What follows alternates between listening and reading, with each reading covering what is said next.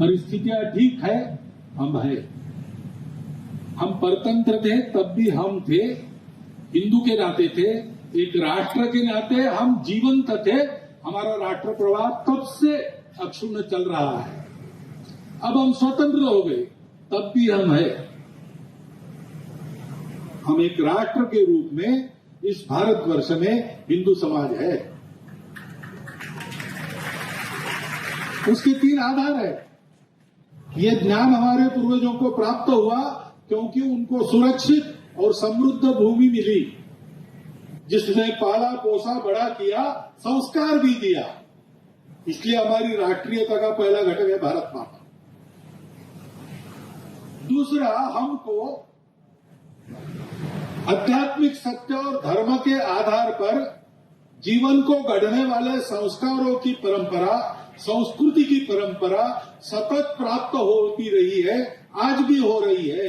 इसलिए हमको किसी ने जीता, कभी कत्लेआम हुए, कभी हमको घर के अंदर बंद होकर जीना पड़ा, कभी हम उत्फुल्ल थे, स्वतंत्र थे, बाहर थे, पराक्रम कर रहे थे। दोनों ही अवस्था में हम थे, क्योंकि हमारी संस्कृति। ये दूसरा घटक है हमारे राष्ट्र का, हमारी पवित्र भारतीय हिंदू संस्कृति, सनातन संस्कृति। उसके अनेक नाम है। वो विश्व संस्कृति भी कही जाती है। सा प्रथमा विश्ववारा, ऐसा उसका वर्णन होता है। और तीसरा घटक है, इस संस्कृति को ऐसा पुष्पित पल्लवित रखना, उसका संरक्षण करना। ये काम करने वाले महापुरुष हो गए, जिन्होंने इसके लिए परिश्रम किया, पसीना बहाया, जीवन चढ़ा दिए, बलिदान हुए, प्राण भी अर्पण कर दिए। पूरा इतिहास, लंबा इतिहास है। किसी देश के पास इतना विस्तृत और इतना गौरवपूर्ण इतिहास नहीं है जो हमारे पास है। वो हमारे महापुरुष, हमारे पूर्वज, वो हमारे जीवन के आदर्श है। वो अभी भी कायम है। हम क्या भूल गए, क्या नहीं भूल गए, पता नहीं। लेकिन एक बात है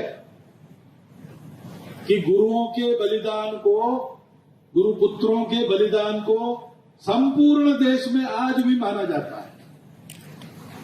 छत्रपति शिवाजी महाराज से लेकर लासित बड़फुकन तक, और कश्मीर में राजा ललिता जिसके, राजस्थान में राणा प्रताप से लेकर तो नीचे चोल राजाओं तक, ये सारी महापुरुषों की परंपरा, त्यागमय परंपरा, देश को वैभव संपन्न वाले परंपरा, सबको मान्य है, किसी का विरोध नहीं। ये महापुरुष, उनके आदर्श, ये हमारे राष्ट्रीयता का तीसरा घटक है।